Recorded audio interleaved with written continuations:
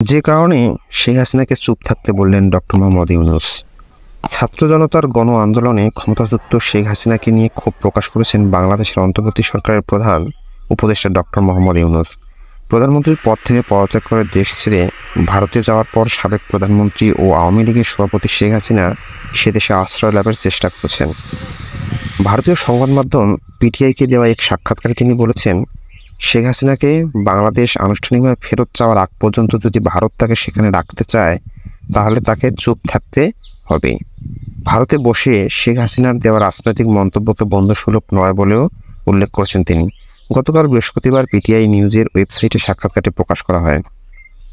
প্রধানমন্ত্রীর পদ থেকে পদত্যাগ করে দেশ ছেড়ে ভারতে যাওয়ার পর সাবেক প্রধানমন্ত্রী ও আওয়ামী লীগের সভাপতি শেখ হাসিনা সে দেশে আশ্রয় লাভের চেষ্টা করছেন। শান্তিতে নোবেলজয়ী অর্থনীতিবিদ অধ্যাপক মোহাম্মদ ইউনূস সাক্ষাৎকারে বলেন, বাংলাদেশ ফেরত না চাওয়া পর্যন্ত ভারতে অবস্থানকালে সাবেক ওই প্রধানমন্ত্রীর চুপ থাকা উচিত। ডক্টর ইউনূস বলেন, ভারতের শেখ হাসিনার অবস্থানে কেউ স্বস্তিতে নেই, কেননা বিচারের কাঠগড়ায় দাঁড় করাতে আমরা তাকে দেশে ফেরত আনতে চাই। তিনি ভারতে থাকছেন এবং একই সময় কথা বলছেন, যা সমস্যা তৈরি করছে।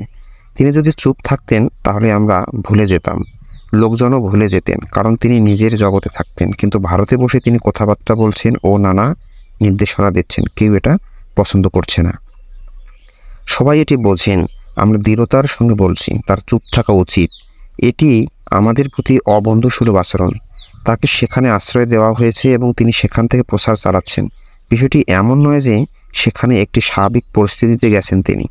গণ অভ্যুত্থান ও জনরোষের মুখে তিনি পালিয়েছেন, বলেন মোহাম্মদ ইউনূস। গত 13ই আগস্ট হাসিনার এক বিবৃতি প্রসঙ্গে ডক্টর ইউনূস এসব কথা বলেন। বিবৃতিতে শেখ হাসিনা ন্যায় বিচার দাবি করে বলেন, সাম্প্রতিক সন্ত্রাসী কার্যকলাপ, হত্যাকাণ্ড ও লুটপাটে জড়িতদের অবশ্যই তদন্ত সাপেক্ষে চিহ্নিত করতে ও সাজা দিতে হবে। ডক্টর ইউনূস বলেন, শেখ হাসিনা ছাড়া সবাইকে ইসলামপন্থী বলে আখ্যা দেওয়ার বয়ান থেকে ভারতকে সরে আসা দরকার। বাংলাদেশ তাকে ফেরত আনবে, কেননা জনগণ এটাই চায়। হ্যাঁ, তাকে ফেরত আনতে হবে, নইলে বাংলাদেশের জনগণ শান্তিতে থাকবে না। যে ধরনের নিষ্ঠুরতা তিনি দেখিয়েছেন তাতে এখানে প্রত্যেকের সামনে তার বিচার করা দরকার, বলেন অন্তর্বর্তী সরকার প্রধান ডক্টর মোহাম্মদ ইউনূস। ভবিষ্যতে ভারত বাংলাদেশ সম্পর্ক নিয়ে কথা বলতে গিয়ে ডক্টর ইউনূস ভারতের সঙ্গে সুসম্পর্কের প্রত্যাশা ব্যক্ত করেন।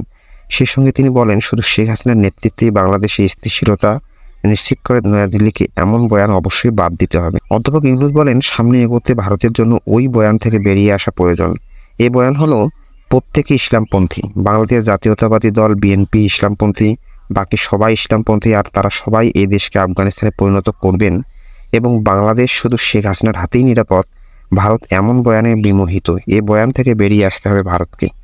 বাংলাদেশ অন্য যে কোনো দেশের মতোই আরেকটি প্রতিবেশী।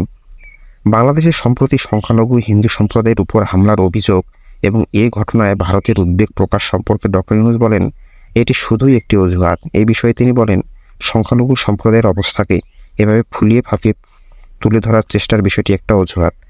বাংলাদেশের ছাত্র জনতার আন্দোলনের মুখে 5ই আগস্ট পদত্যাগ করে দেশ ছেড়ে ভারতে যান শেখ হাসিনা।